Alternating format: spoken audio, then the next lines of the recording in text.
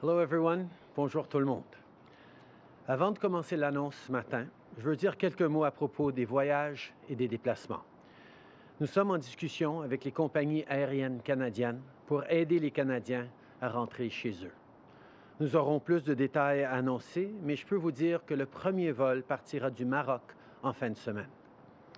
Comme je l'ai annoncé mercredi, le Canada et les États-Unis ont conclu une entente pour interdire les déplacements non essentiels, particulièrement le tourisme.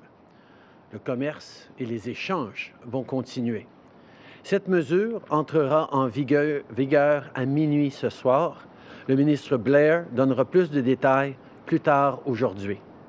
De plus, le Canada et les États-Unis annoncent une entente mutuelle selon laquelle nous allons maintenant renvoyer les migrants irréguliers qui tentent de traverser la frontière.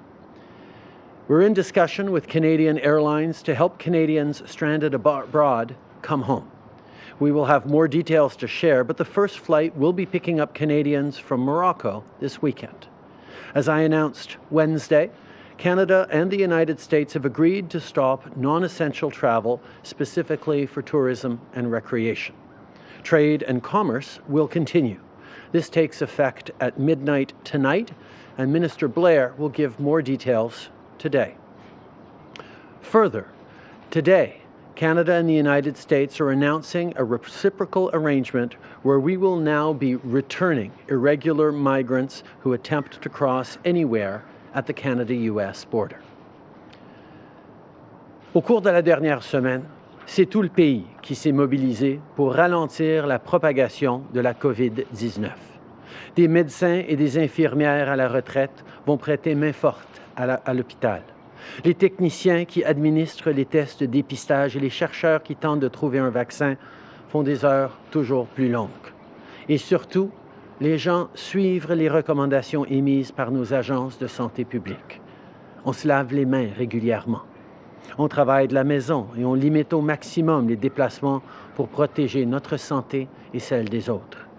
Mais ce n'est pas seulement les individus qui cherchent à aider leur communauté, les entreprises aussi font leur part.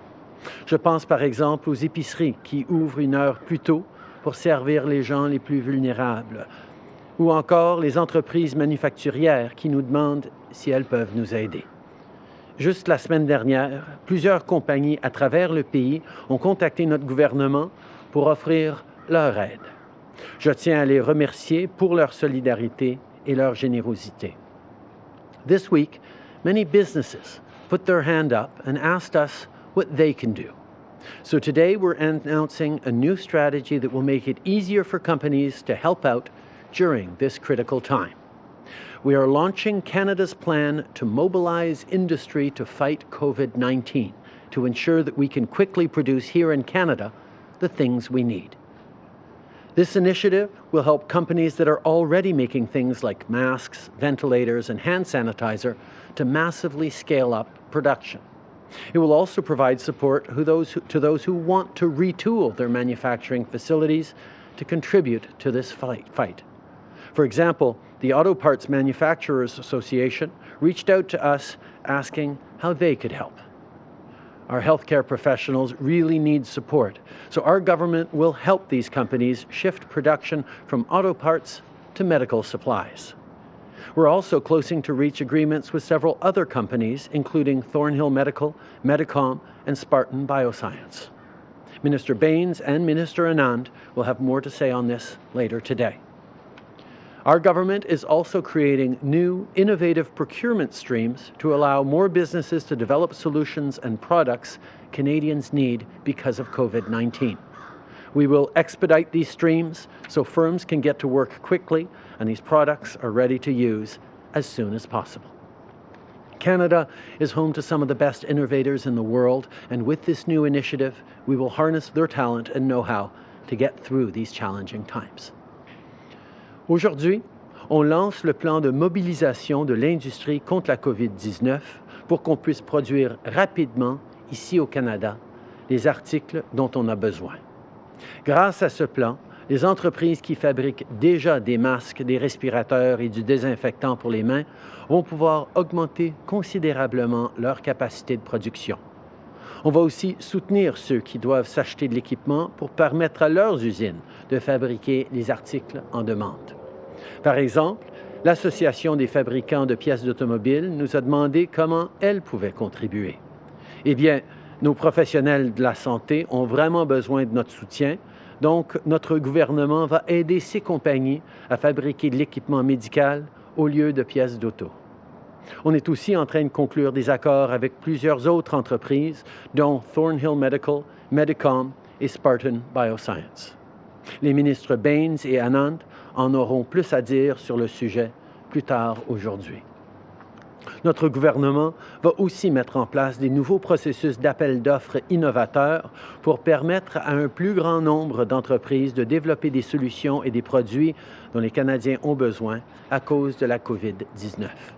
On va mettre rapidement en place ce nouveau processus pour que les entreprises puissent se mettre au travail aussitôt que possible. Les innovateurs canadiens sont parmi les meilleurs au monde et avec cette nouvelle stratégie, on met en pratique leur savoir-faire et leur talent pour nous aider à passer à travers cette période difficile ensemble. Over the past week, Service Canada and many government agencies have received a historic number of calls from concerned Canadians. We received over 500,000 applications so far this week, compared to just under 27,000 applications for the same week last year. I know people are anxious to get the help they deserve, and our government is working as fast as possible to support them. This is, of course, an unprecedented situation, and it's putting a lot of pressure on our system, but we're on it. Thousands of public servants are working around the clock to help you.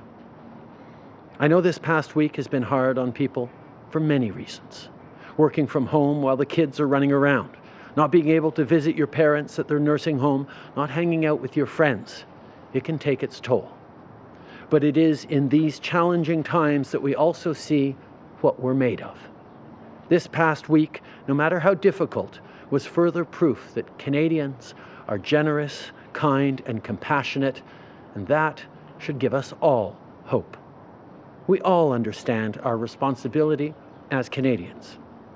We have to do the right thing, whether it's working from home or practicing social distancing, to protect our nurses, doctors, and everyone who works in our healthcare system. To deal with this crisis, we need everyone, citizens, businesses, and governments, to come together and do their part. That's what we've seen right across the country. I want to thank all the workers who are stepping up and all the companies who are making things our country needs. If you own a business and you're wondering what you can do, reach out. We need your help. Canadians need your help. And our government is ready to work with you to maximize your impact. I will end this morning by addressing all those celebrating Nowruz today and this past week. This is usually a time when friends and families gather around the half-seen table and share a festive meal, but this year is a bit different. To the many families who've been spending their first Nowruz without loved ones lost in the Ukraine International Airlines tragedy, know that all Canadians mourn with you. I also know that many have had to postpone festivities because of COVID-19, and I want to thank you for that as well. Social distancing is crucial in limiting the spread of the virus, and we do this now. Soon we will be able to celebrate together. In the meantime, I want to wish you all a very happy New Year, Nowruz Etan Piruz, and I look forward to marking the occasion with you again in the future. Encore une fois, merci d'être des nôtres. Je suis maintenant heureux de prendre vos questions. Hi, Prime Minister. Molly Thomas, CTV National News. You say that you're working with private companies to mass manufacture ventilators, masks, and tests. I mean, how fast can a private company actually produce ventilators, for example, up to standard? And can this keep up with the rate of what we're seeing, 50 new cases in Ontario already today? We know that Canadian companies are among the most innovative and agile in the world, and we are very confident that we're going to be able to work with them to respond to the pressing needs in our healthcare system. Timeline on that? OK. Nous sommes confiants que nos compagnies, qui sont parmi les plus innovatrices et créatives dans le monde, vont pouvoir répondre à la demande rapidement. Et le ministre Baines et la ministre Anand vont avoir plus à dire à midi dans leur point de presse. Is there any timeline on that? Soon. Monsieur Trudeau, Philippe Vincent Fossé de Radio-Canada. À quel point les efforts que vous demandez à ces entreprises-là ressemblent à des efforts de guerre? Hier, Doug Ford disait que ça ressemble à ce qui se passait pendant la Deuxième Guerre mondiale. Puis, sur le chemin Roxham, concrètement, comment ça va se passer? Vous allez mettre une barrière, vous allez dire on vous renvoie chez vous, tous ceux qui sont venus vont retourner. Expliquez-nous concrètement comment ça va se passer. C'est une mesure où les gens qui arrivent à la frontière de façon irrégulière vont être retournés dans les mains des autorités américaines pour retourner aux États-Unis. C'est une mesure temporaire qu'on va mettre en place aussi longtemps que cette crise de la COVID-19 dure. C'est des mesures exceptionnelles pour protéger les citoyens. Et sur les efforts, on va continuer de travailler ensemble. On reconnaît que c'est des situations exceptionnelles, sans précédent. Il y a des gens qui parlent de situations de guerre, de situations de grande crise économique. Nous agissons selon ce qui est nécessaire pour cette situation-ci. Okay. We recognize that the efforts we are going through are unprecedented. These are historic times in which we need to do everything we can to support Canadians and mobilize all our efforts in smart ways. There are people who are talking about historical echoes, whether it was wartime or Great Depression. We're focused on doing what we need to do right now. We know that Canada has never faced a situation like this, and we will face through it together. Morning, Prime Minister. Olivia Stefanovich, CBC News. California is under an official state lockdown to deal with COVID-19. Why isn't Canada putting stricter measures in place to ensure or enforce that people practice social distancing and do a self-isolation? And is Canada considering following California's lead with a lockdown? We are seeing Canadians right across the country take on social distancing, take on measures that are protecting citizens. We know there's always more to do. We will continue to work to encourage people to stay home, to practice social distancing, not just to protect themselves, but also to protect our healthcare workers and the system that is working so hard to keep so many Canadians safe and healthy. This is something we're going to continue to look for. We'll always be open to taking new measures, but we are continuing to impress upon Canadians how important it is to do just that.